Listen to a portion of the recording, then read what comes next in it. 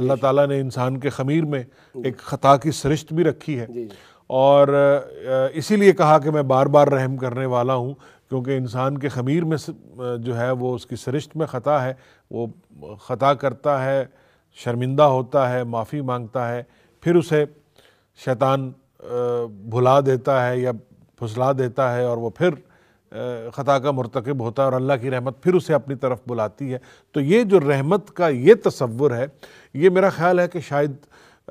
جو الہامی مذاہب ہیں اللہ تعالیٰ کی ذات کے، اس کے علاوہ ہمیں اور کہیں نہیں ملتا، اور کہیں نہیں ملتا۔ اور یہی تو مذہب حق کی ایک علامت ہے نا، کہ اپنے خالق کے ساتھ، اپنے مالک کے ساتھ جو بندے کا، مخلوق کا ایک تعلق ہے وہ برقرار رہتا ہے، اور وہ ایک اعتماد کا، یقین کا، اطمینان کا رشتہ۔ کسی بھی حالت میں یا کسی بھی سطح پر اللہ تعالیٰ وہ رشتہ اپنی مخلوق سے ٹوٹنے نہیں دیتا۔ یہ اللہ تعالیٰ کی رحمت کا ہی ایک اظہار ہے کہ رب ذوالجلال نے واضح طور پہ قرآن مجید میں ارشاد فرمایا، قُلْ يَا عِبَادِيَ الَّذِينَ أَسْرَفُوا عَلَىٰ أَنفُسِهِمْ، اے پیارے حبیب آپ یہ فرما دیں، اے میرے وہ بندو جنہوں نے اپنی جانوں پہ ظلم کر لیے، بڑے بڑے جرائم کا ارتکاب کر کے، بڑے بڑے گناہ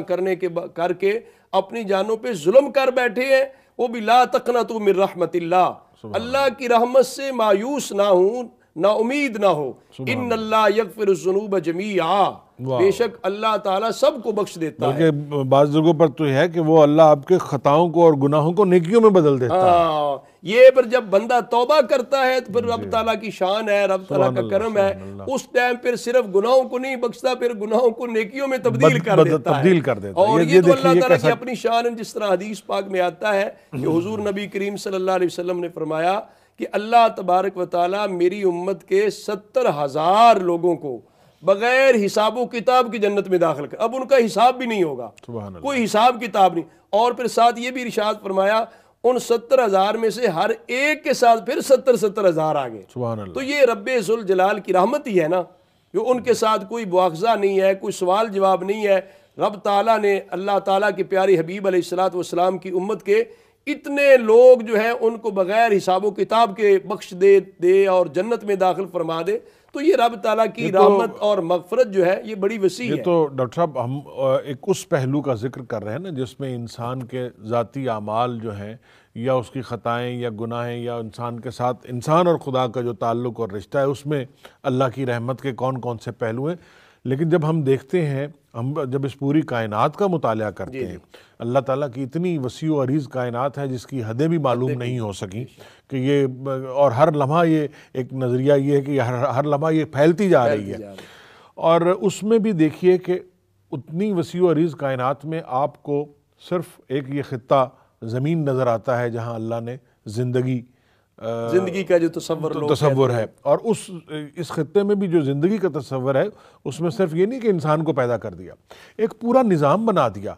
جس میں جانور ہیں، جس میں چرند ہیں، جس میں پرند ہیں، جس میں پانی ہے، جس میں ہوا ہے، جس میں درخت ہے۔ اور اب جب ہم اس پورے نظام کو غور سے دیکھتے ہیں تو یہ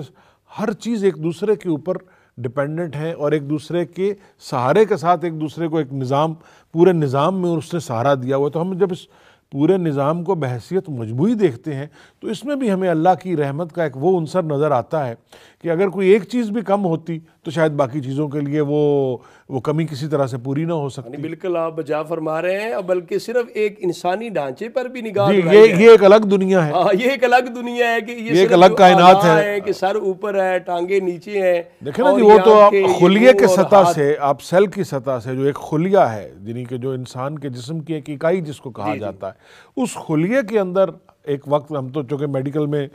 پڑھا بھی ہے کہ ایک وقت میں اس خلیے کے اندر کیا کیا کیمیائی عمل ہو رہے ہیں، کیا کیا تبدیلیاں آ رہی ہیں، اور ان تبدیلیوں کا اثر دوسری چیزوں پر کیسے پڑ رہا ہے، پھر وہ خلیے مل کے ایک عضو بناتے ہیں، ایک عضو کا دوسرے عضو کے ساتھ کیسا رشتہ ہے، یہ ساری اللہ تعالیٰ کی رحمت ہے نا۔ جیسے رحمت اللہ علیہ نے جی اس پہ غور کیا، وہ بھی ظاہر ایک ادیب تھے اور بڑے ماشاءاللہ ایک مفکر بھی تھے، ایک صوفی بزرگ بھی تھے۔ حضرت شیخ سعدی صاحب رحمۃ اللہ علیہ بھی یہ کائنات پہ غور کر کے اور ان حقیقتوں کو واضح کرتے ہیں، تو آپ فرماتے ہیں کہ یہ انسان کی جو زندگی ہے